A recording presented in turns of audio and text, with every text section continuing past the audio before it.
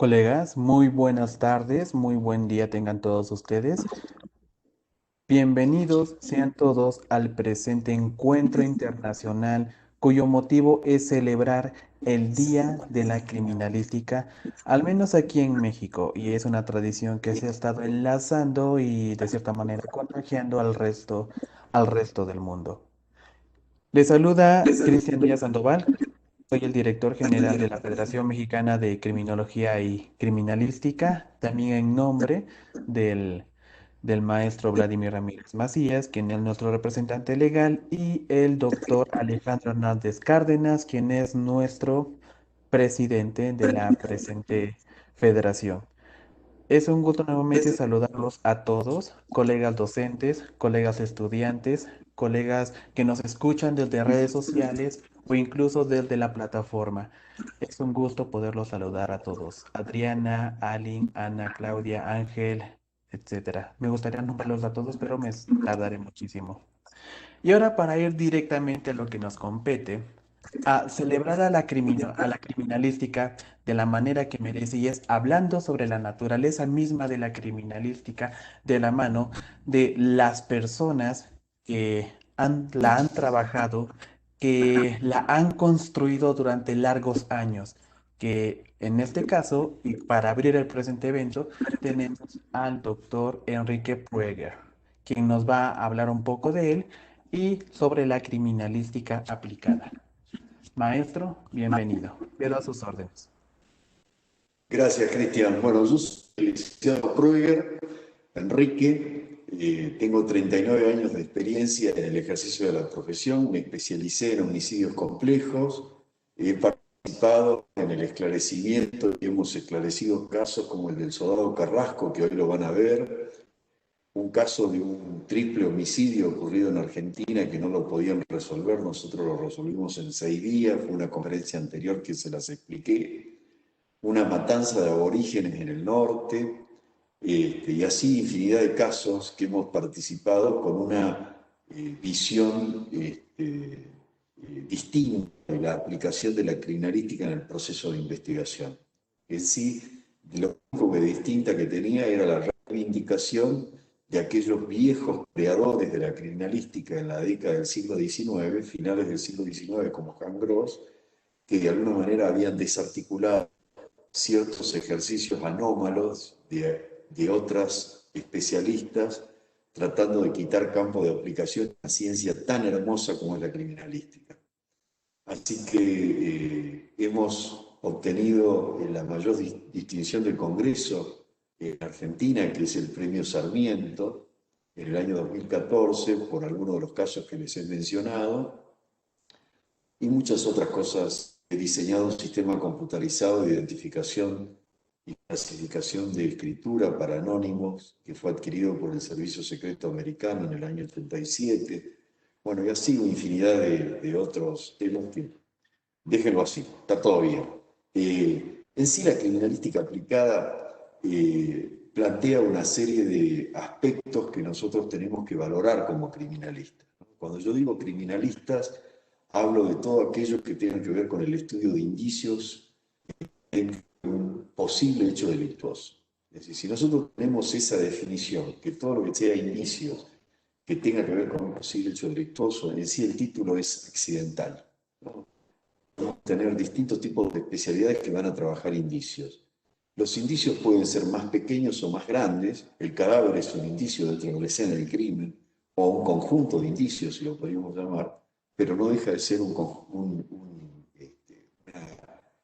elemento que lo podemos clasificar como un conjunto de indicios. Entonces, ante esta visión básica que tenemos que tener, vamos a plantear nosotros un aspecto epistemológico. Uno de los grandes problemas que tenemos en Argentina y en América Latina especialmente es la reducida o poca capacitación de los profesionales universitarios en el campo de la epistemología, ¿no? Entonces, antes de hablar de epistemología, vamos a definirla, ¿sí? Y esto creo que tiene que tener bien en cuenta. En sí, la epistemología es una rama de la filosofía, como hoy, que toma como objeto de estudio la ciencia, tanto como proceso, o sea, la investigación científica como producto el conocimiento científico. Y esto tenemos que tenerlo bien en cuenta. Cuando nosotros hablamos, el planteo que hace la epistemología es dónde estamos parados dentro del campo de la ciencia, dónde estamos ubicados dentro del campo de la ciencia. Y nosotros como criminalistas que somos, si hay algo que tenemos que tener en claro, es dónde estamos. ¿Por qué? Porque si no, no podemos ir a ningún lado. Ese es un elemento básico, filosófico que podríamos llamar. También dice que la epistemología es un análisis crítico de las teorías científicas. Nosotros vamos a hacer un análisis crítico de nuestra realidad desde el punto de vista de las distintas especialidades y de aquellos que toman más campo que el que merecen o el que quieren tomar o que lo toman mal, tal vez involuntariamente o por ignorancia desde el punto de vista epistemológico. La epistemología se ocupa, ¿no?, expreso, de la definición del saber y de los conocimientos afines, de los orígenes, de los criterios, de las categorías, del conocimiento posible, del grado con que cada uno resulta cierto. Fíjense ustedes, todo esto es epistemología. Hace muy poco falleció tal vez el epistemólogo más importante que tuvimos en los últimos 50 años, que es el doctor Mario Bunge, argentino, radicado en Canadá, a los 103 años de edad. Uno que podría llamar discípulos, que es Pablo Núñez, el licenciado Pablo Núñez, que va a hablar después de que yo termine. Pablo tuvo conexiones, hemos tenido con él, gracias a Pablo, él ha tenido comunicaciones con el doctor Bunge, así que todo esto de alguna manera lo tenemos bastante bien basado en qué es lo que vamos a decir. En este caso, vamos a empezar en el origen, a finales del siglo XIX, ¿no? Había una corriente austríaco-alemana francesa. En sí, el creador del término criminalística es Hans Gross, ¿sí?, que era un juez austro-alemán, pero también tuvo una gran importancia e incidencia los franceses en esta teoría criminalística con Locard en ese momento. Y generan dos conceptos importantísimos que tienen que ver inclusive con el ente que hoy nos reúne para homenajearnos a nosotros de alguna manera, ¿no?, que ellos plantean en esta corriente criminología y criminalística, uno como estudio de conducta y el otro como estudio de indicio. Entonces, ¿pero qué ocurrió? Había otra corriente que aparecía por un autor o escritor, en este caso Conan Doyle, inglés, que escribe el libro de Sherlock Holmes, ¿sí?, este investigador, sabueso, ¿sí?, en el cual lo plantea como un criminólogo, ¿sí? Y ahí aparece la criminología traducida al inglés, pero también ignoran el término criminalística, que sí tiene una terminología de origen alemán. Entonces, ¿qué pasa cuando tienen que estudiar indicios? La teoría inglesa-americana. Todo lo que no sea criminología se llama ciencia forense. Y acá tenemos un serio problema epistemológico. ¿Es correcta la definición de cada cosa que se aplique en la investigación indiciaria, sea denominada, cada elemento indiciario que requiera del conocimiento de alguna ciencia en particular, la transforme en forense? Ese es el planteo que hemos desarrollado y he desarrollado durante muchos años. Este Hans Gross, ¿no?, que en el año 1894 expresaba que es el conjunto de teorías que se refieren a los casos criminales, mirando la metodología de la investigación del hecho a los datos que aportan las evidencias físicas. Fíjense cómo plantea concretamente que el campo de la criminalística no podía ser otro que el científico natural. Científico natural. Entonces, si hacemos esa clasificación, observemos este diagrama de flujo. Si las ciencias son exactas, decimos que sí, en este caso, en este diagrama, el método que van a utilizar es el método deductivo. Pero cuidado, las únicas ciencias que utilizan el método deductivo es la matemática pura y la lógica formal. Matemática pura y lógica formal. ¿Cuál es el problema que tenemos?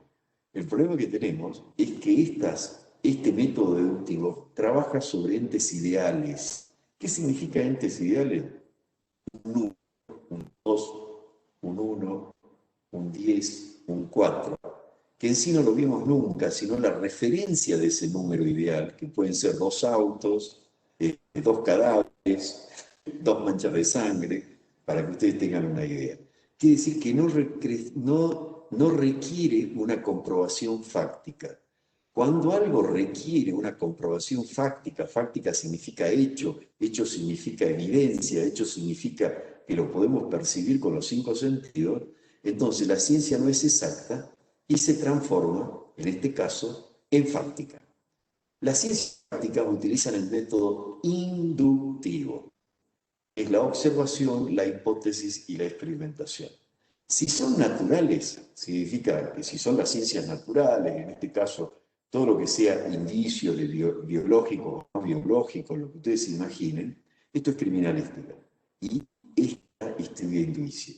Si no son naturales, quiere decir que es cultural, en este caso es criminología, que estudia con sería el campo de aplicación de la ciencia. Quiere decir que en el aspecto de la investigación judiciaria, las ciencias se reducen a dos, epistemológicamente.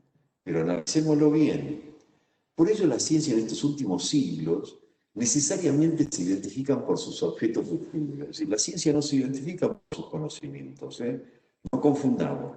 Se identifican por sus objetos de estudio. Ahora, definamos cuál es el objeto de la criminalística, que lo sabemos muy bien todo. Hay muchas definiciones, pero yo le voy a dar tal vez la más resumida, pero la más concreta. Es la ciencia que se encarga del estudio de los indicios que tengan que ver con un posible hecho delictuoso. Es de alguna manera de un desprendimiento de un fabuloso epistemólogo criminalista mexicano como el doctor Rafael Moreno González, en su libro Introducción a la Criminalística, que habla de material sensible significativo. Dejémoslo ahí. Sobre esto, veámoslo de una manera epistemológica, que es la única manera de verlo, ¿no? ¿Cuál es el objeto de la medicina? El objeto de la medicina es la salud. La salud es el objeto de la medicina. Hagamos una pregunta, es decir, ¿qué salud le vemos al cadáver o a la víctima que fue lesionada? No analizamos la salud. Analizamos los indicios del cadáver, los médicos analizan los indicios del cadáver para determinar cuáles fueron las causas de esa lesión. Pero no es el objeto de la salud. Quiere decir que ¿puede una misma ciencia tener dos objetos de estudio? Epistemológicamente eso es nulo. Si no es una cosa, no es la otra. La química es la ciencia cuyo objetivo es el estudio de la materia en cuanto a su composición, propiedades, transformaciones físicas y criminalísticas, etc. Pero la química tiene un objeto. Esa química no es la que nosotros nos va a modificar su objeto y se va a transformar en química forense cuando estudie un indicio en la escena del crimen, desde el punto de vista a qué corresponde esa sustancia. Analicémoslo la física. La física es la ciencia que estudia de alguna manera la fuerza, la potencia, la energía.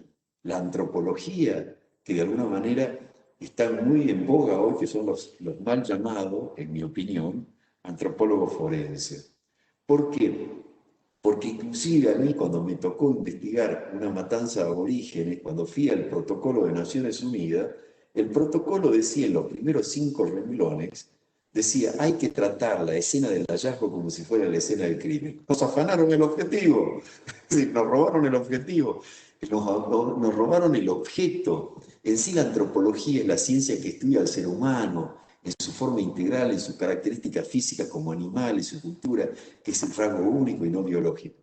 En una palabra, el objeto de la antropología no tiene nada que ver con el objeto de la criminalística, que es el estudio de los indicios que tengan que ver con un hecho delictuoso. Y un cadáver con todas las balas y torturas que puedan tener en una fosa común es criminalística. Serán los conocimientos de la antropología a un objeto que es criminalística. Pero acá yo no los voy a explicar tanto, pero sí les voy a dar una explicación. Imagínense algunas de las gente que está embarazada, va al médico a ver cuál es el estado de salud de su bebé. Le hacen una ecografía. Esa ecografía que le van a realizar es física pura desde el punto de vista tecnológico. Fue diseñada por ingenieros, por físicos, en el cual definieron cuáles eran las longitudes de ultrasonido que permitían definir un ecógrafo, el resultado de una imagen ecográfica por sonido, y darle hasta la cara y el dibujo de la estructura de ese bebé. ¿Alguien duda que lo que el médico está utilizando en ese momento, aplicando el ecógrafo sobre la panza de la madre, sobre el vientre de la madre, es medicina? No, no lo duda nadie. La herramienta que se está utilizando es de física. ¿Salió algún físico a decir, no, señores, no está haciendo medicina, usted está haciendo física? Nadie. ¿Por qué? Porque el objeto es la salud. Eso no pasa en criminalística. Cuando se meten en la escena del crimen, inventaron química forense, física forense, medicina legal, cuando en realidad todo es criminalística. ¿Sí? Y si a esto le agregamos algunas ideas, veamos qué nos dijeron los viejos autores, ¿no? Y acá voy a poner autores mexicanos, brasileros, argentinos, para que ustedes tengan una idea, que son excelentes técnicos, posiblemente, pero muy malos científicos. No estaban ubicados científicamente, había una carencia de conocimiento epistemológico. Fíjense lo que decía Díaz Acevedo. Dice, la criminalística es un conjunto de conocimientos técnicos científicos ajenos a la ciencia médica. Primero, ¿se puede aislar el conocimiento, un objeto, de acuerdo a la especialidad? No, señores, las ciencias no se separan de esa manera. Si el objeto de estudio es el estudio de los indicios que tengan que ver con un posible hecho delictuoso, es criminalística, no a la ciencia médica. Quiere decir que epistemológicamente quiso quedar bien con sus colegas médicos, pero en realidad, o con los conocidos médicos, pero en realidad estaba dando una definición desastrosa. ¿Qué decía Oliveros? Que es la disciplina auxiliar del derecho penal que se ocupa del descubrimiento y comprobación científica del delito y delincuente. Si no tenemos esta definición, es totalmente contradictoria con la de Díaz Acevedo. ¿Qué dice del Picha? Que la pongo en rojo, un brasilero. Dice, es un conjunto de conocimientos técnicos científicos aplicados a la función judiciaria constituidos por vestigios de naturaleza no biológica. Otro que le erra mal. ¿Pero por qué le erra mal? Porque no se separa en la ciencia porque un objeto sea biológico o no sea biológico.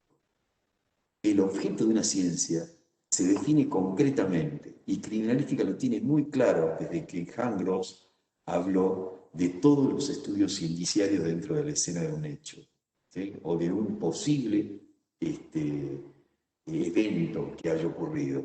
Entonces, estamos hablando de que no se puede clasificar de esta manera. Hay una ignorancia muy importante en todo esto. Fíjense lo que dice Patitó, un médico forense, alumno y de alguna manera discípulo de otros destacados médicos forenses en Argentina. Dice, parte de la medicina legal. ¿Cómo que parte de la medicina legal? Discúlpenme ustedes. Eso es erróneo totalmente. Dice que aplica métodos técnicas destinados a la identificación de personas, cadáveres y restos humanos. La circunscribe a la dactiloscopía. No, señores, de ninguna manera. Todo lo que sea la escena del crimen, escena primaria, escena secundaria, toda la complejidad, las prendas, todo lo que tenga que ver, que ya vamos a ver en adelante, es la escena del crimen. El cadáver está dentro de esta escena. ¿Cómo hacemos para meter todos los fenómenos biomecánicos, físicos, químicos, todo lo que se manifestó en la escena de un hecho dentro de un cadáver? Antes a decir que el cadáver era la escena del crimen. Tal es así que la sociedad está tan mal acostumbrada que cree que cuando los médicos hacen una autopsia, salen de ahí con el esclarecimiento del caso. ¿Alguna vez vieron ustedes que de una autopsia salga el esclarecimiento del caso, salvo que el estúpido del autor se haya olvidado su documento en el bolsillo de la víctima, para decirlo de alguna manera? ¿Sí? La ciencia se identifica por sus objetos de estudio. La criminalística estudia los indicios que tengan que ver con un posible hecho delictuoso. ¿Sí? Todos son indicios dentro de la escena. Ahora, en resumen, lo que pasa por el espejo de la justicia se transforma en forense. Y eso epistemológicamente es un error. Fíjense lo que puede llegar a pasar, se los anticipo. Esto es chatarra espacial, que ha caído el espacio y que gracias a Dios todavía no ha matado a nadie. Pero si mata a alguien, ¿en qué la transformamos? ¿En astrofísica forense? No, señores, dejemos, ¿no? Tratemos de analizar en profundidad la validez que tiene el estudio de los indicios que tenga que ver con un posible hecho delictuoso. Van a ser los conocimientos de astrofísica a un objeto que es criminalística. Quiere decir que vamos a tener un criminalista astrofísico especializado en astrofísica, porque hay que determinar cuál fue la trayectoria, el punto del impacto en el planeta Tierra, la trayectoria en la atmósfera, en qué punto del espacio se soldó y de qué nave se desprendió y quién fue el ineficiente que adhirió mal esa esfera a esa nave. Porque a alguien hay que culparlo, tenemos un muerto. ¿Sí? Alguien hay que apuntar, alguien fue responsable de esa muerte. Entonces, eso la transforma en astrofísica forense.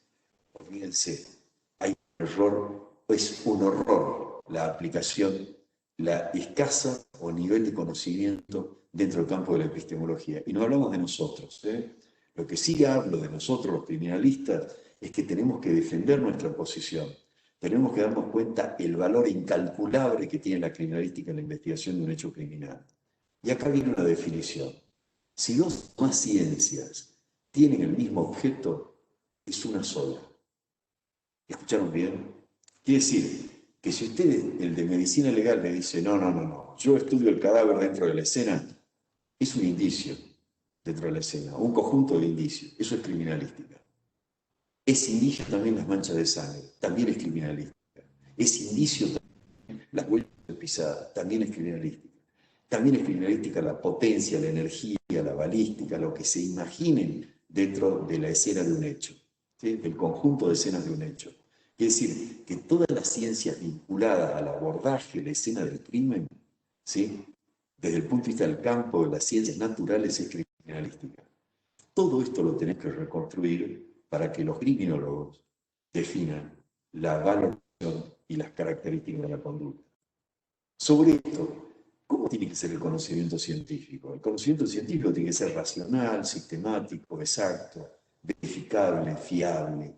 Es decir, nosotros tenemos que generar todo un trabajo verificatorio, todo un trabajo estandarizado en nuestros procedimientos. No pueden haber distintas técnicas en el abordaje de la escena del hecho, no pueden haber distintas técnicas en la identificación, ¿no? Distintos métodos. No, tenemos que estandarizar, tenemos que generar ciertos procedimientos que cualquier experto que esto lo haga en otro lugar lo haga de la misma manera y que los resultados sean los mismos. Eso significa resultados verificables y fiables, ¿no? Se puede hablar de control de pares, se puede hablar de un montón de otros aspectos que hacen a cumplir con esta racionalidad sistemática, exacta, verificable y fiable. Esto lo voy a dejar porque es para otro tema, ¿no? En sí, el protocolo de Minnesota habla que un delito es todo lugar físico en que los investigadores pueden localizar, recuperar pruebas materiales. Se utiliza la expresión de escena del delito sin perjuicio de que se determine si eficientemente se ha producido un delito. Quiere decir que nosotros hablamos de un posible hecho delictuoso porque está en nuestras manos verificar, ¿sí? Si estamos hablando de un homicidio, de un suicidio, de un accidente. Un delito puede ser un lugar en que se encuentre el cadáver, restos óseos, una persona, así como cualquier vehículo, edificio, lugar de inmediaciones, incluidos elementos presentes en ese entorno, como ropa, armas, efectos personales. Todo eso es escena del delito. Fíjense ustedes la complejidad que tiene hoy a nivel mundial, ¿sí? Todo este aspecto. Fíjense que hay una Asociación Mundial de Ciencia Forense, que ya el término es erróneo porque la han gestionado los americanos. Por ahora está apareciendo la Asociación de Criminalística de California, que se dio cuenta que la palabra forense no está funcionando bien, ¿no? No tiene que ver con el campo epistemológico, revísenlo, ¿sí? ¿Dónde está el problema? Analicemos dónde está el problema. ¿Estamos siendo bien capacitados?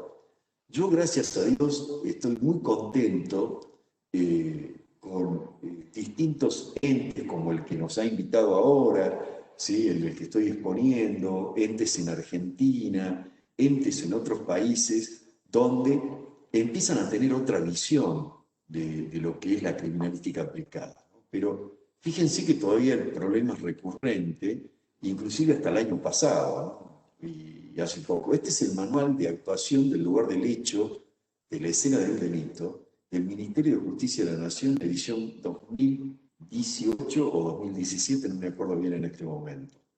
Fíjense lo que dice el manual de inspección. Dice, actuación inicial, por pericial, ¿sí? En este caso arribo, inspección, fijación, descripción, planimetría, imagen forense, otros métodos de fijación. Dice recolección y remisión de indicios, cadena de custodia, recolección y embalaje de rotulado de indicios, remisión de indicios. Ustedes, y después dice abajo, fin de la protección del lugar del delito. ¿Ustedes creen que este manual tiene la visión que yo he estado planteando en este momento? Yo creo que no. Yo creo que ellos creen que la escena es un depósito de indicios, porque lo que han hecho es fijar, fotografiar, levantar y mandar al laboratorio, como que los resultados de esa información la vamos a tener en los laboratorios. Es decir, ¿la escena es un depósito de indicios? ¿O acaso la escena, analicémosla de vuelta, ¿no? De acuerdo a la corriente inglesa americana, criminología y ciencia forense, quiere decir que la interpretación de la escena del crimen, que hay criminalística, casi no la vinculan, si esto es lo que genera la confusión, o si la corriente austríaco-alemana francesa, en este caso criminología y criminalística, en mi opinión es la correcta desde el punto de vista epistemológico, y se basa en, en el paradigma en la cual Han Gross la define como la ciencia que se encarga de la interpretación de los indicios de la escena del delito. Fíjense el problema que tenemos. Acá hay un cadáver en una escena secundaria que aparece a la vista de un río. ¿Sí? ¿Ustedes creen que ese cadáver llegó volando a ese lugar, imagen superior izquierda? ¿O ese cadáver fue llevado en un vehículo, bajado de ese vehículo y depositado en ese lugar? Todos los funcionarios policiales que ustedes ven ahí, todos los funcionarios policiales que ustedes ven ahí, han pisoteado y han llegado hasta con vehículos particulares que pueden haber anulado, ¿sí? Toda o destruido la evidencia que nos indique a nosotros el ancho de trocha, la cantidad de personas que bajaron para dejar el cadáver ahí. La visión que tienen es ir a levantar el cuerpo para el esclarecimiento del caso y han anulado elementos de gran importancia para la orientación de la investigación.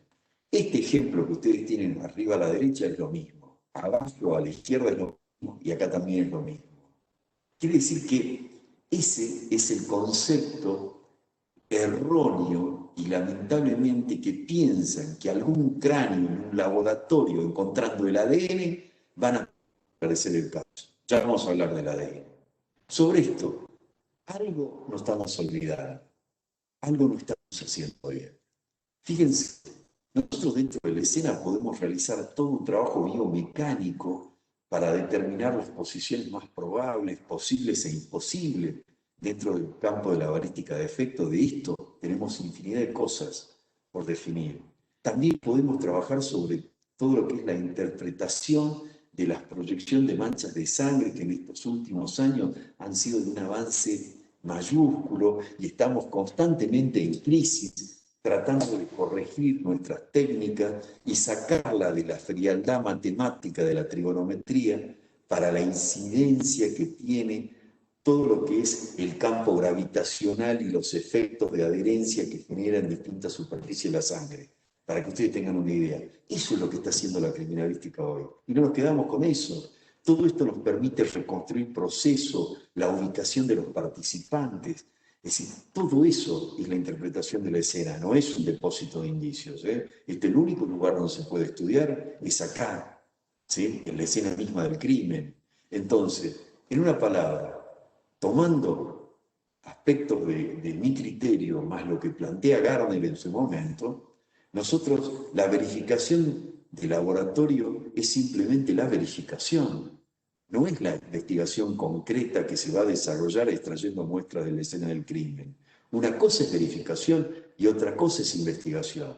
Entonces, cuando se investiga, cosa que no se hace por lo general, en un hecho o incidente, como dice Gardner, nosotros tenemos eventos, cada evento tiene acciones, y esas acciones, el único lugar donde las podemos descomponer va a ser en la escena del crimen. Y esto va a tener que ver con elementos que vamos a analizar en la verificación de laboratorio, que pueden anular los resultados del laboratorio. ¿Sí? La escena de un presunto hecho de suicidio, analicémosla. Fíjense, esta es la escena de un presunto hecho de suicidio. ¿Sí? Obviamente es una escena desordenada, no es una escena en la cual las cosas estén perfectamente ordenaditas para trabajarlas. No, vamos a analizar esta escena para que vean ustedes cómo se dan distintas sucesiones o capas o estratigrafía en los eventos de un proceso. Fíjense, acá tenemos la escena en un plano general, ¿sí? En la cual tenemos manchas de sangre, objetos que aparecen sobre las manchas de sangre, televisor, cortinas, paredes, lo que ya van a ver. Acá tenemos un carrito de bebé de juguete que está roto en la superficie del piso. Tenemos un evento, ese carrito se rompió, se desarmó, alguien lo apretó, se cayó ahí, o algo pasó, y después de que se desarmó el carrito, que ese sería el primer evento, carrito roto, ¿sí? Se proyectó manchas de sangre de una víctima que presuntamente solo se pegó un tiro. Quiere decir que primero se rompió el carrito y la proyección en el momento del disparo generó la salpicadura del carrito. Quiere decir que tenemos, en este caso, dos eventos. ¿Sí? Tenemos el evento de la rotura del carrito, con todo el conjunto de acciones que puede tener, y el evento del disparo, en el momento del disparo.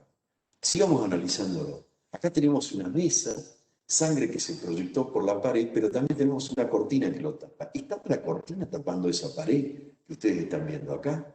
¿Estaba esta mesa acá cuando esta sangre se proyectó? Sigamos.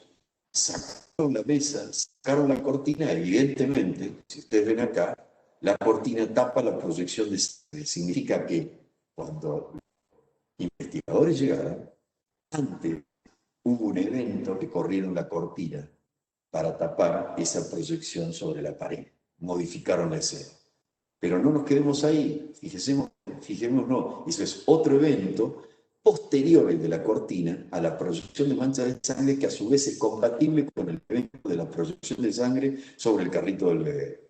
En este caso tenemos la marca de la mesa en este lugar, ¿sí? Y la mesa fue colocada acá. Significa que nosotros tenemos el evento de la rotura del carrito, la proyección de sangre, ¿sí? Y en el momento de la proyección de sangre, la mesa se encontraba en este lugar, fue modificada y colocada acá.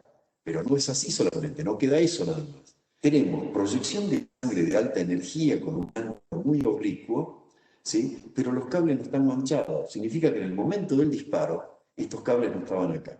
Pero además de eso, ¿sí? Fíjense la escaso o nulo conocimiento de los criminalistas en la escena del crimen, que porque vieron el residuo del disparo o la esquirla del proyectil que quedó acá en el techo, directamente ponen esta la posición del disparo, cuando esta proyección, junto con todo lo que tenemos acá, nos define una fotografía del disparo y que la víctima se encontraba en este lugar.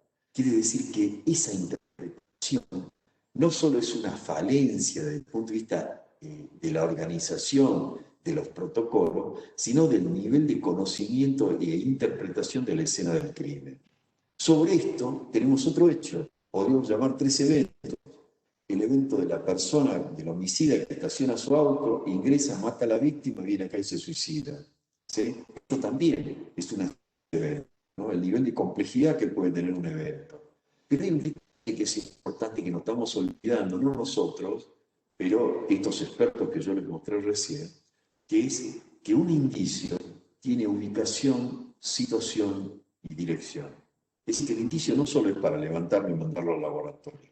Esta ubicación, situación y dirección nos va a permitir a nosotros interpretar, reconstruir los procesos biomecánicos que se generaron en la escena del crimen. Esto lo dice Gardner. Yo estoy encantado con la opinión de Gardner en este aspecto, porque Gardner, criminalista americano, dice análisis de eventos verificados, ¿no? Un incidente se divide en eventos, cada evento en acciones, y cada acción en indicio. Y a su vez tenemos la interrelación o continuidad lateral, que es lo que ustedes vieron. El carrito tiene manchas de sangre, quiere decir que hay una conexión entre el evento 1, rotura del carrito, con el evento 2, que es el proceso del disparo. Eso se llamaría continuidad lateral. Y además de eso, en el evento 3, que es el ocultamiento de la prueba, la modificación de la escena para hacer suponer que fue un suicidio, están los eventos de estrés de todas las acciones que fueron correr la mesa, correr la cortina y colocar los cables, como indicios, y fíjense esa continuidad lateral, cómo se conectan todos los indicios. Esto es, en resumen, ¿no?, la clasificación estratigráfica de los fenómenos que estamos analizando. Esta es, de alguna manera, la reconstrucción de la escena del crimen que dice Gardner. Se los dejo como pantalla, va a quedar grabado, en la cual de que podemos definir tantas afirmaciones objetivas como sea posible, habla de cada acción tiene una causa y un efecto, ¿sí? Habla de estratigrafía, de las capas de estero. Es algo que nosotros lo veníamos hablando de capas estratigráficas dentro de la escena, que no dejan de ser las capas de estero, que tienen que ver con un arqueólogo de reconocimiento mundial. ¿Sí? Acá está la ley de superposición de estero que yo les decía, que son las distintas capas o eventos que se generan dentro de la escena de un crimen. Acá tenemos un análisis de evento. Yo me acuerdo que esto es un hecho real, en la cual a mí me llaman y voy a otra ciudad en el sur de Argentina por un presunto homicidio. Cuando llego, me recibe en la puerta de entrada, me recibe el médico forense y el juez me dice, es un homicidio. Digo, me hicieron 100 kilómetros, ¿puedo ver la escena? Sí, pase. Cuando ingreso a la escena me encuentro con el cadáver en este lugar, con el arma de fuego, un disparo en la cabeza. Empiezo a recorrer el lugar y en el baño encuentro una mancha de sangre por goteo, muchas manchas de sangre, y una navaja en la pileta del baño, en la cual evidentemente se había intentado cortar las venas de uno de sus miembros superiores. Salgo de ahí, recorro para acá, y acá encuentro un cajón que iba todo goteando sangre hasta acá, abiertos los cajones, sale de acá, se va a la cocina, cajones abiertos, manchas de sangre, viene acá, más manchas de sangre y se pega un tiro. ¿Saben qué había pasado? Le pregunto al médico, ¿le revisaste los brazos? Acá en el sur hace mucho frío en Argentina, en invierno. Y me dice, no, sale los brazos, le digo, debe tener cortado la vena. Dicho y hecho. Le revisan el brazo izquierdo y tenía una serie de cortes con intento de suicidio. Como el mecanismo era muy lento de la muerte, fue a buscar el arma, no tenía los cartuchos, fue a buscar los cartuchos, los encontró en la cocina, vino acá, la cargó y decidió que en este lugar se pegaba un tiro. Quiere decir que casi transforman en un homicidio un hecho que en realidad era suicidio. Eso es la interpretación. Acá tenemos, en realidad, 4 eventos perfectamente definidos, con acciones interrelacionadas. ¿Qué es el metaanálisis? Porque esto es lo que de alguna manera me han traído acá. ¿Sí? Primero, el método científico es común a todas las ciencias fácticas, tanto criminología como criminalística, ya las voy a resumir. ¿Sí? Todas utilizamos el mismo método: definir correctamente el problema, descomponerlo, precisarlo, especificarlo, proponer una tentativa de explicación verosímil, es decir, hipótesis bien definidas, contrastables con la experiencia, derivar consecuencias de esas suposiciones, elegir los instrumentos metodológicos para realizar la investigación, someter a prueba los elementos elegidos, obtener los datos que se buscan mediante la comprobación de la experiencia, analizar e interpretar los datos recogidos.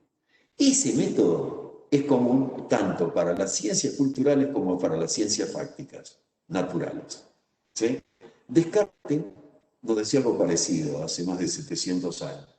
No admitir jamás como verdadera ninguna cosa que no parezca evidentemente mortal. Dividir las dificultades en tantas partes como sea posible para resolverlas mejor, decía. Todo lo complejo puede dividirse en partes simples. ¿Escucharon bien? Para investigar la verdad es preciso dudar en cuanto sea posible de todas las cosas. Yo planteo una frase que no es mía, pero me quedó muy marcada, que la duda es un correctivo permanente. Dirigir ordenadamente el pensamiento, comenzando por lo más sencillo y fácil hasta llegar a lo más complejo, hacer enumeraciones completas y revisiones sin omitir nada. Eso es el método científico. Entonces, acá hay una frase holística, pero que tiene que ver con el campo del metaanálisis. El todo es más que la suma de las partes. Pensemos qué hace la justicia en esto. La justicia hace que la información de la escena va al fiscal o juez, la información del cadáver va al fiscal o juez, la información de las prendas, armas de fuego, manchas de sangre, todo lo que se imaginen va al fiscal o juez. ¿Ustedes creen que esto es el todo? ¿Realmente creen que todo, esto es toda la información? Bueno, este es el todo que ha generado tantos fracasos resonantes en las distintas investigaciones. Esto es el todo. Y esto es metaanálisis.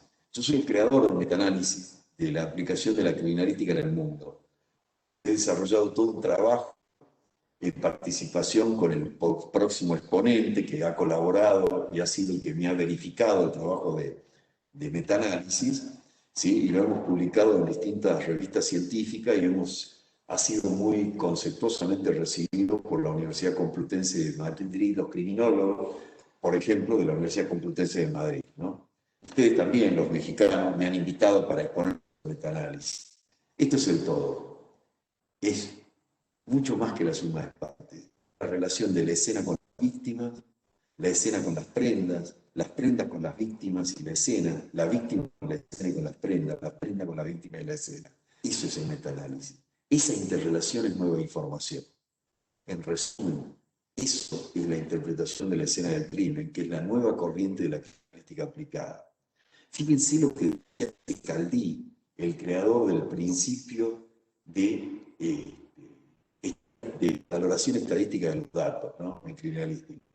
Un criminal a menudo y sin saberlo siempre deja huellas en el lugar del hecho que a la recíproca recoge sobre sus personas, sus ropas, sus cosas indispensables, otros rastros, todos detalles eventualmente mediocres en apariencia, a veces imperceptibles a priori, y que hay que saber buscar y después interpretar. Porque esos vestigios son otros tantos indicios, es decir, señales características de un pasaje, de una presencia, de una acción, inclusive de un gesto. Fíjense todo lo que los indicios nos pueden decir dentro de la escena del crimen. Nosotros le podemos dar un orden de valoración a los indicios por el resultado. Imagínense, y acá planteo el tema del ADN. ¿Qué pasa si es levantado el ADN, porque los mismos biólogos lo plantean? Nosotros decimos que el ADN fue extraído del lugar y corresponde a tal persona. No sabemos si es compatible con el evento que se investiga. Eso dicen los autores en los últimos capítulos de sus libros, cuando hablan de ADN. Y en realidad lo que dicen, hay que tener cuidado. Porque, ¿qué pasa si corresponde a un evento anterior? De una persona que estuvo una hora antes que se consumara el hecho. Entonces, la escena del crimen no es una interpretación superficial que la tengamos que trabajar de una manera tan liviana, de verificar en el laboratorio y con el ADN alcanza. Cosa que ha pasado en muchos casos, lamentablemente. ¿Sí? ¿Cómo voy con el horario, Cristian?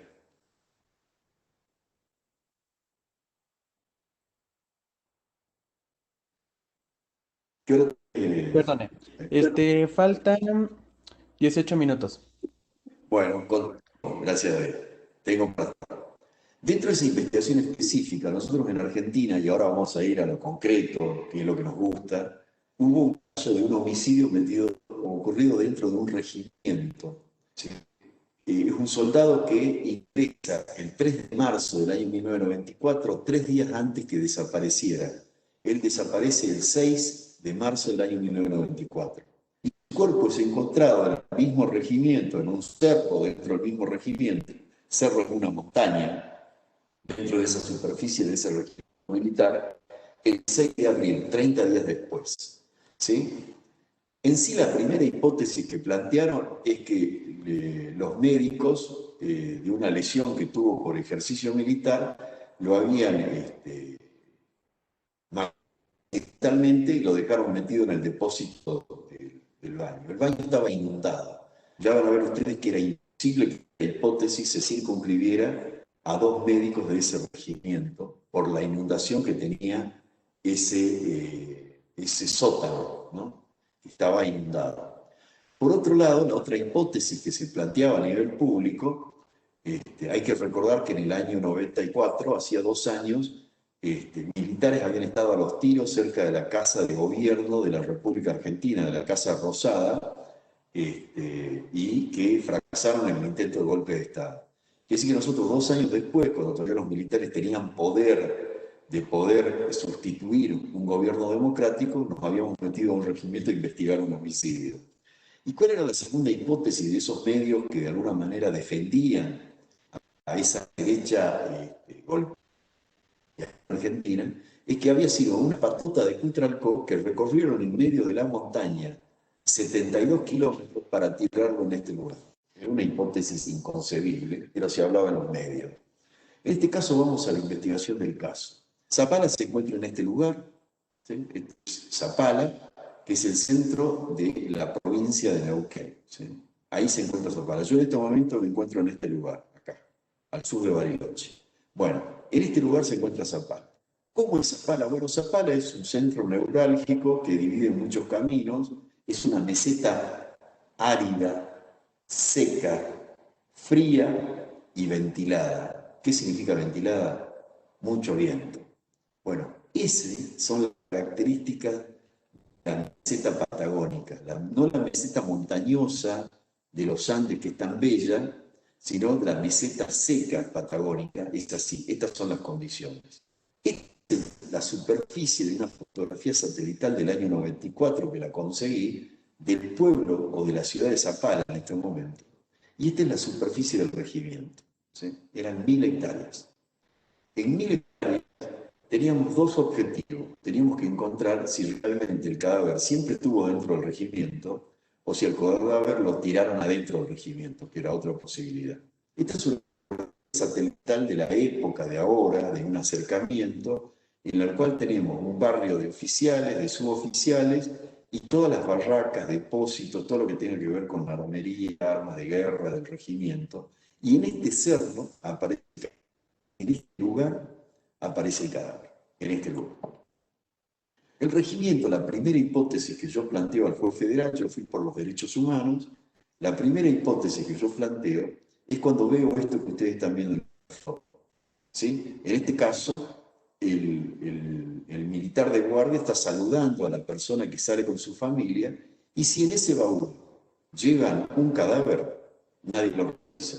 Si llevan una bazooka, nadie lo revisa. Si llevan un mortero, bomba o lo que quiera, nadie lo revisa.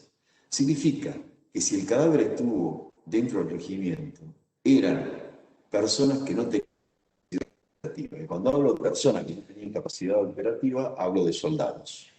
Sobre esto, este es el soldado Carrasco. Así aparece en el Cerro Gaucho. Aunque ustedes no crean, en este caso lo esclarecimos con esta foto. Con esta foto lo esclarecimos al caso. ¿Sí? El cadáver está con la cabeza levantada, tiene un 70% de momificación, todos los miembros inferiores, torso, en este caso uno de sus hombros y una de su semicara, estaban secándose. Y era una cosa extrañísima, porque yo de tantos años de trabajar en la zona, jamás había encontrado una momia. Significa un cadáver momificado. Nunca lo había encontrado. La única parte que se estaba en estado de putrefacción era el hombro opuesto y la hemicara de ese lateral que había enucleado el ojo, quiere decir que se le había caído el ojo y toda la masa pestilente que se le caía. Quiere decir que tenía un 30% aproximadamente de putrefacción y un 70% de un proceso de momificación avanzado. Sobre esto, el cadáver tenía la enucleación, como ustedes pueden ver acá, tenía el codo aplastado, fíjense, ¿sí? Y el torso estaba perfecto, no había habido ningún tratamiento que indicara la posibilidad de un abordaje médico para frenar el sangrado que le generó las fracturas de costillas que ustedes van a ver. ¿Sí? En este caso, las fracturas que fueron lesionadas eran estas, desde la tercera hasta la quinta o a la sexta, ¿sí? Eran fracturas de costilla. Nadie se muere en un recibimiento por fractura de costilla. ¿Por qué? Porque le generan un drenaje, lo fajan, ¿no? Y lo salvan. Quiere decir que nunca lo habían atendido médicamente. ¿Cuáles eran las condiciones técnicas de base de la investigación? Teníamos el cadáver, que en este caso yo tenía la foto nada más, teníamos las prendas y los elementos ausentes que debieron ser determinados eran el lugar, dónde y la fecha. ¿Por qué era tan importante el lugar? Porque había que determinar si los autores eran externos o internos. Y la fecha era que si fueran internos, en este caso, una guardia de un regimiento son aproximadamente casi más de 20 y pico de personas por los puestos de guardias que hay. Imagínense que en 30 días, 20 por 30, ¿sí? En este caso tendríamos 600 personas de sospechosos, 6.000 personas de sospechosos, no hago el cálculo matemático en este momento. Entonces nosotros teníamos, por un lado, los indicios directos, los fenómenos cadavéricos, la momificación, la putrefacción, las prendas y en este caso la fauna cadavérica. ¿Cuáles son los indicios indirectos? Fíjense lo importante que es la tanatología, que va más allá de la causa de la muerte. Fíjense qué importante es el análisis tanatológico. Y se lo digo como criminalista, lo resolvimos nosotros. Primero el clima, frío seco. El espacio, 1000 hectáreas, el tiempo, un mes. ¿Sí? Ahora veamos que el cuerpo toma la forma del lugar. Significa que lo que me está indicando Carrasco acá, ¿sí? Me dice, yo en mi etapa de flacidez copié la forma del lugar y esa forma del lugar se me mantuvo porque empezó a momificarse mi cuerpo. Quiere decir que nunca desapareció la rigidez cadavérica. ¿Por qué? Porque la cabeza está levantada, este es el piso, la cabeza está levantada, y hay un detalle que era, miren la prepotencia de los militares en esa época, tenía colocada una bombacha militar hasta con número de legajo. Sabíamos a quién correspondía. Esto estaba al revés. Lo único que tenía puesto en el lugar donde lo habían tenido oculto era el calzoncillo porque la piel estaba blanca. Significa que la piel que se oscureció, y tampoco podría haber estado mucho tiempo en este lugar donde ustedes lo están viendo, porque las alimañas, perros cimarrones, aves de rapiña, ratas, hormigas, todos los depredadores que ustedes imaginen, hubieran degradado el cadáver y lo hubieran esqueletizado. Y no estaba siendo atacado. No había nada. Significa que estuvo en otro lugar. ¿Sí? Sobre esto, el cadáver nos decía algo más. Nos decía, copié la forma del lugar. Es decir, que teníamos que avanzar sobre las medidas del cuerpo. Pero yo nunca lo vi el cadáver. No me dejaron verlo. Entonces, lo que hice fue sacar la ficha de ingreso militar, tener la altura, hacer que un alumno mío copiara esta forma, tirarlo al suelo, que copiara esta forma de la foto, y sobre eso comparar y de ahí sacar las medidas. Estudio la rigidez cadavérica. ¿Qué pasa con la rigidez cadavérica? Que es la que no desapareció. Si el proceso es inmediato, la rigidez empieza primero con una etapa de relajación, luego continúa a partir de las 3 horas aproximadamente en la mandíbula, es decir, en el cráneo, desciende a los miembros superiores, de ahí hasta los miembros inferiores. Todo este proceso puede durar 12 o 18 horas y va a desaparecer en el mismo sentido. ¿Sí? Obviamente que no fue una todo el cuerpo, significa que no tuvo el espasmo cadavérico, pero nunca le desapareció la rigidez. ¿Cómo desaparece la rigidez? Por la putrefacción. Evidentemente algo detuvo el proceso putrefactivo para que se iniciara un proceso de momificación. ¿Sí? Dentro del proceso de la rigidez, ¿no? Se está en retardado, en anémico y desnutrido, cosa que estos son diagramas originales de esa época, en el juicio oral donde nosotros presentamos la noticia, y ya había sido todo resuelto, ya era el juicio ya directamente. ¿Sí? Obviamente no era ni anémico ni desnutrido, y podía ser con temperatura menor o temperatura mayor, cronológicamente prolongada, cronológicamente breve. ¿No? Y la putrefacción marca el fin de la rigidez. Obviamente no había fin de la rigidez porque se estaba modificando. Y la temporalidad y la posición era importante saber que este lugar no era y que teníamos que buscar el lugar. ¿Y cuál era la posición? Esto nos indicaba la posición del codo, en este caso con relación a una pared vertical. ¿Escucharon bien? La posición del codo con relación a una pared vertical. El color de la piel nos indicaba que había iluminación solar, que el sol directa o indirectamente ingresaba al lugar. Era imposible que hubieran estado en una caja, como decían algunos, ¿sí? Cerrada, porque esa caja cerrada no hubiera entrado luz y al no entrar luz la piel se hubiera mantenido blanca. Esto es importante, esto es tanatología. ¿Sí? Sobre esto, la prenda que les decía que el cinto estaba colocado al revés, los pies que no tenían una media, era el color, quiere decir que los pies estaban negros, producto de la incidencia y de la oxidación de la hemoglobina por la luz solar. ¿Sí? Obviamente que tomamos una medida del cuerpo, no de esta foto, lo que hicimos es tomar una medida, sabiendo cuál era la altura de él, colocamos un testigo patrón de la misma altura, lo colocamos en la misma posición y tomamos las medidas. Esta sería la posición relativa, ¿sí? vista superior, y esta sería la posición relativa lateral en la horizontal. Pero ¿qué ocurría? Teníamos un detalle. La cara de este lateral y el hombro de este lateral estaban en proceso de putrefacción. ¿Por qué esto entraba en proceso de putrefacción y esto no? ¿Por qué todo este lateral no estaba momificándose, todo el torso se estaba momificando, el hombro y la hemicara no se estaban momificando? Analicémoslo. ¿Por qué esta tenía que ser la posición? Que es la dilatación de los líquidos, los planos inferiores, era la hemicara izquierda, ¿no? En este caso, y el hombro izquierdo. Sigamos. Esta sería la posición. Y esto tenía que medir 1,40 m. Es decir, que teníamos 1,40 m por 80 en un lugar con iluminación solar indirecta o directa, pero que tenga este tamaño. Esto sería la posibilidad de un lugar que serían los famosos baños de los clásicos regimientos, ¿no? En este caso. Análisis de la momificación. Es decir, utilizamos por primera vez en Argentina un diagrama de flujo para explicar los algoritmos que se generan en un proceso momificatorio. Esto se hizo en el año 94. Yo venía muy aceitado con todo lo que era diagramación de flujo por los desarrollos de software que había desarrollado para los americanos en el 87. Acá tienen ustedes un diagrama de flujo. En este caso, el diagrama de flujo de la momificación nos indica que la temperatura, si es mayor y la ventilación es mayor y la humedad es menor, un cadáver se momifica. En Zapala teníamos temperatura menor, ventilación mayor, humedad menor. No se podía momificar. No se podía momificar. ¿Qué pasó? La posición.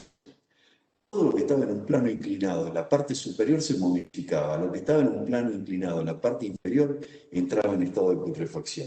Si al cadáver lo hubieran cambiado de lugar en esos 30 días, se podría. Entraba en estado de putrefacción. ¿Sí? Lo que pasó con el cadáver, lo sacan de la provincia de Neuquén, lo llevan a Buenos Aires, donde atiende Dios, que sería el cuerpo médico forense de la corte, el cadáver llegó putrefacto. ¿Sí? Esperando que alguien esclareciera el caso, y lo esclarecimos nosotros en el sitio. En este caso, respecto a la putrefacción, había otra línea investigativa, el olor. Había un 30% del cuerpo que generaba un olor a podrido, que es el famoso ácido, en ese caso el sulfídrico, ¿sí? Y nadie percibió el olor. Nadie percibió el olor. ¿Cuál era la orientación del viento? Esta es una fotografía satelital de la época. Era del noroeste al sudeste. Nadie percibió el olor. Nadie percibió el olor. Acá vivían entre soldados y familias de militares casi 2.000 personas. Nadie percibió el olor. Ese era un hecho que me indicaba a mí que la zona de búsqueda tenía que ser al sudeste del regimiento, porque era lo que esta gente no podía percibir. El olor barría por el viento hacia el sudeste. Sobre esto, el sector importante de la investigación, ¿sí? Estos eran los barrios que yo les decía, ¿sí? Y en este lugar yo encuentro este baño abandonado y esta cisterna. En esta cisterna encuentro una mancha de sangre, derivo a este lugar, y en este lugar encuentro un baño abandonado con todas las ventanas rotas y unas rejas con un candado nuevo. Viene un soldado viejo a cargo de ese lugar, me abre la llave, obviamente voy con los jueces, voy con el juez, con los fiscales, con los otros peritos, ingresamos a este lugar y en el momento que ingresamos había 4 baños en esta hilera, que es la parte esta del techo. ¿Sí? Ingresamos acá al medio y el primer baño de la izquierda, quiere decir que cruzamos acá un pasillo, el primer baño de la izquierda, encontramos que estaba seco, con faunas y larvas, no había agua, sí entraba luz solar, ¿sí? Y medía 1,40 m por 80. Le digo al juez, doctor, este es el lugar, ¿sí? Tenemos que seguir trabajando en este lugar. Este lugar es compatible con el lugar donde lo pudieron tener oculto a Carrasco. ¿Qué me dice? Yo voy a seguir recorriendo todo el regimiento. Obviamente digo, hay que buscarlo científicamente, doctor. No podemos hacer esto. Así que esta era la fotografía de esa época, esta era la fotografía también a color de esa época, esta sería la posición en ese baño abandonado, así sería la posición, ¿sí? Esta sería la posición en el diagrama de laboratorio, Y obviamente las otras letrinas, que en total eran 16, la única que tenía larva era esa letrina número 2, ¿sí? Vista desde el norte. La primera, la segunda letrina que daba al pasillo. Sobre esto, en su momento, después de un montón de vueltas, venidas y vueltas, logro que el fiscal, a los 2 días, me interesara de alguna manera, por cuestiones que no vienen al caso, trajera las perras de Policía Federal que estaban en Buenos Aires. Un momento. Diana y Achira, así se llamaba la pobrecita. Nosotros que somos los seres humanos, los más avanzados, los que científicamente, metodológicamente trabajando, lo que yo tardé 4 días, 3 o 4 días en encontrar el lugar, ellas la hicieron en 7 minutos. ¿Escucharon bien? En 7 minutos. ¿Qué hicieron las perras? Las perras marcaron el lugar donde estuvo el cuerpo, salieron hacia afuera, como yendo hacia afuera, lo que estaban siguiendo era este camino, dieron la vuelta acá, se enfocaron por acá, ¿y dónde llegaron? Llegaron al baño abandonado. Le abren la puerta del baño abandonado, ¿sí? Y se ubican en el baño que yo había indicado. El juez me viene a felicitar para decirme que Kruger tenía razón. Yo le tiro la mano, como buen gringo atravesado que soy, y le digo, no, no me felicite a mí, felicite a las perras, porque cuando yo se lo dije no me creyó. ¿Sí? Habíamos encontrado el lugar, faltaba la fecha. Con la fecha del estudio de la mosca, recién empezaba a nivel latinoamericano todo lo que era la entomología. Estamos hablando de casi 30 años. ¿Sí? Todo lo que era, en este caso 26 años, todo lo que era la entomología. En este caso, yo había tenido charla con Katz en Estados Unidos, que era un entomólogo que había trabajado en Vietnam para el reconocimiento de cadáveres de soldados americanos en Vietnam. Esta es la Phaenycia sericata, ¿no? La hicimos declarar a la Phaenycia, nos iba a determinar la fecha, y que se hace por el grado de evolución de la larva de esa mosca, ¿no? De todas las dípteros, de alguna manera, de las moscas.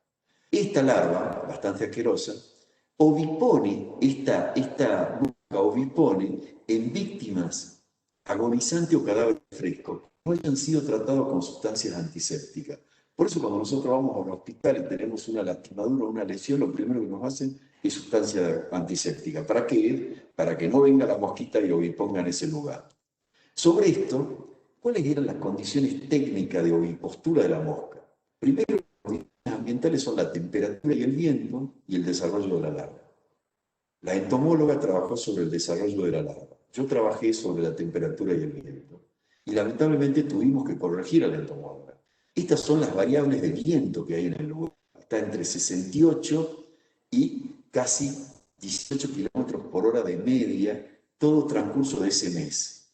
¿Sí? El color, en este caso, de la zona de Zapala, que es esta, ¿sí? Está más o menos con una temperatura en metros sobre segundo muy elevada. Esto es Zapala, ¿no? El 90% de los días en Zapala, porque tiene el choque de la corriente fría del Pacífico con la corriente que viene del continente, genera este tipo de ambientes. ¿Sí? Estas son las orientaciones del viento, generalmente predisponente del noroeste, ¿sí? Y la entonces había dado una data de 12 días con una temperatura promedio de 12 grados, una temperatura de 22 grados, que es la temperatura de Buenos Aires. Nosotros en Neuquén, en Zapala, el promedio era de 14 grados 2 y llegó a ser, para que ustedes tengan una idea, hasta 8 grados bajo cero en el transcurso desde el cadáver estaba depositado en ese lugar. ¿Sí? Eso ayudó a congelarse y deshidratarse y avanzar sobre el proceso por la posición en el proceso momificatorio. Quiere decir que con una temperatura de 14 grados 2 teníamos un mínimo de 32 días a 40. Carrasco estuvo desaparecido un mes, 31 días. En este caso, fíjense, ¿qué día desapareció Carrasco? ¿Qué día murió Carrasco? Bueno, para que oviponga una mosca, la temperatura de ovipostura de la superficie donde tiene que poner su huevo para reproducirse, tiene que ser de una temperatura superior a 30 grados. ¿Qué bien hizo esa temperatura en Zapala para que oviponga la mosca sobre el ojo de Carrasco?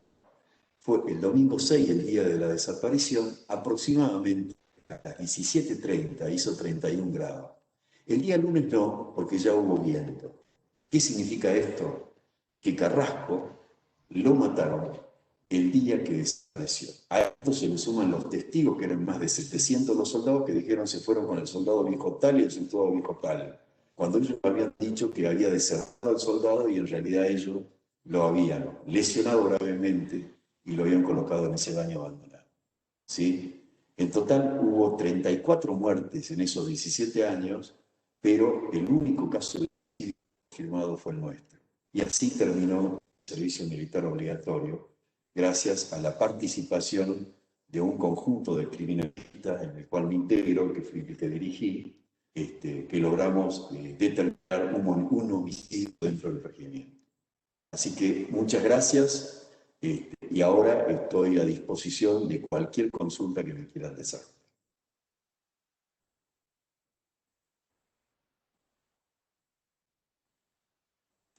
Cristian. Excelente, muchísimas gracias. Perdón, pero acá hay mucho ruido. Espero que no se escuche muy fuerte por allá. No, no se En primer lugar. Ah, perfecto. En primer lugar, muchísimas gracias, maestro. Fue una excelente participación de su parte.